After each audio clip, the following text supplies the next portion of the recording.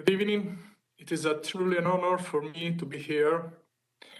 I recently returned from Donbass, where for about 2 months I documented the conflict. I have to say that I was expecting the difference between the reality on the field and in the media, but not at these levels. I can understand Russian propaganda. I can understand Ukrainian propaganda. What remains incomprehensible to me is European propaganda. With the Russian media censored and with all the so-called official media aligned on the Ukrainian propaganda, for the European public, I'm European, it is practically impossible to form an objective opinion on the reality on the ground. For this reason, more and more people are asking to the web for balanced information. Governments and digital platforms, instead of questioning themselves about this phenomenon, are trying to limit access to information online. It seems like their goal is to endorse a single narrative of the facts. War is dramatic in itself, and I know something about it.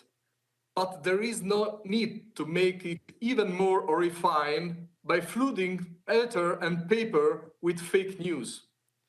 I think it is useful to anyone to feed the conflict.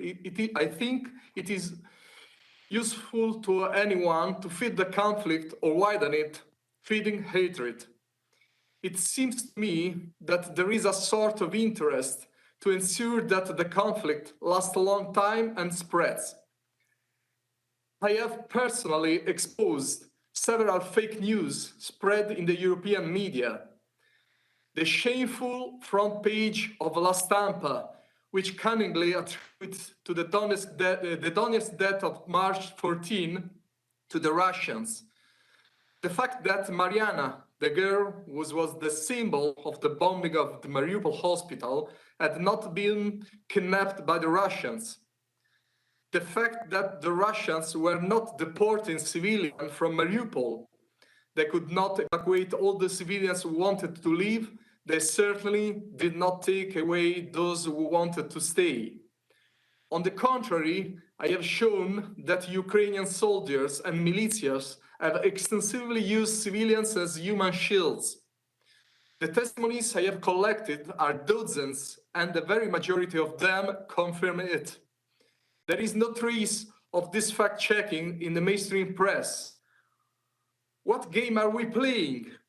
Do we want the Third World War? Do we want to reduce European populations to misery with sanctions?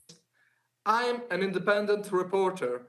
My work has been recognized internationally, but I cannot work in Ukraine because I'm on a blacklist, Miratvorets, in which I'm defined as a criminal, only for doing my job and bringing my point of view to the audience, a point of view documented by 8 years of work on the field. Today, I'm accused by the audience of being an embedded professional, but I can't work on the other side because I risk to be arrested. Do you think it's normal? Another time, what game are we playing?